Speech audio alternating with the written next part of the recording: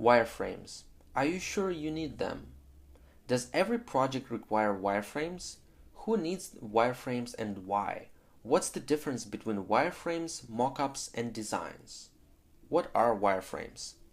When you start thinking about anything that you'd like to build, whether it's a website, web app, or mobile app project, you want to make sure that you know what you will get at the end of the day. You want to see, know, and understand how the project will look and feel to the end user. In order to do that, you need wireframes. Wireframes are basically black and white images of every screen of the project you have in mind. The main purpose of these wireframes is to show the positioning of elements on each of the screens. They help you think through, plan, and see the necessary layout and structure of the whole project. Mockups and wireframes. Sometimes before making wireframes, you'd create mockups, which are essentially simplified wireframes. Typically, they are a very raw, basic illustration of the project that you want to develop. You do them to communicate your vision to the designer, agency, or whoever else you will be working with to get the actual design or development done.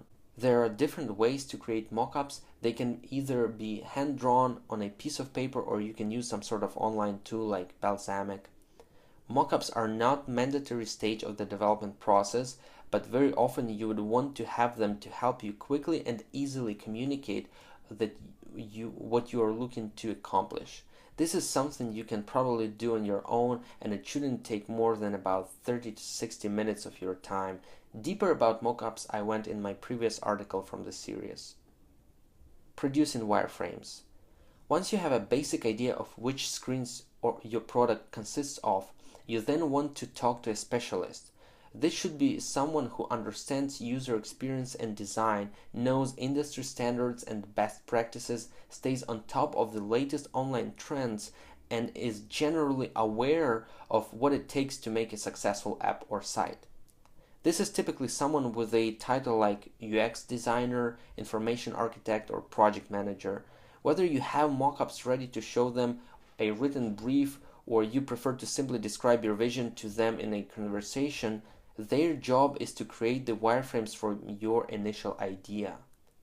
The process of creating wireframes involves representing every screen and every element which the screens will contain. Throughout their creation, user experience is the primary factor to be considered. Typically, you'd use one of the popular desktop graphic software applications like Sketch or Adobe Photoshop, though it doesn't really matter what software is used.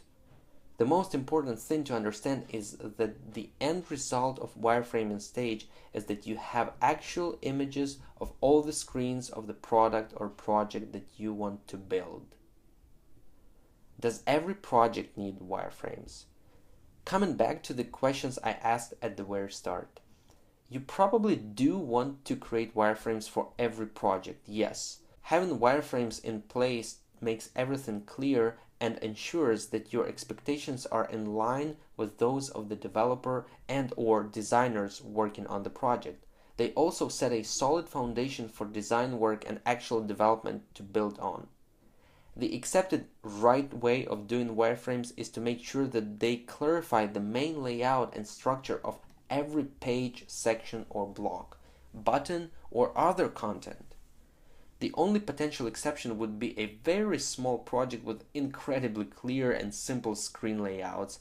In this case, you might be confident of going straight to the design stage without spending time and money on wireframes. Wireframes and design. One last word to clarify where design comes into the picture.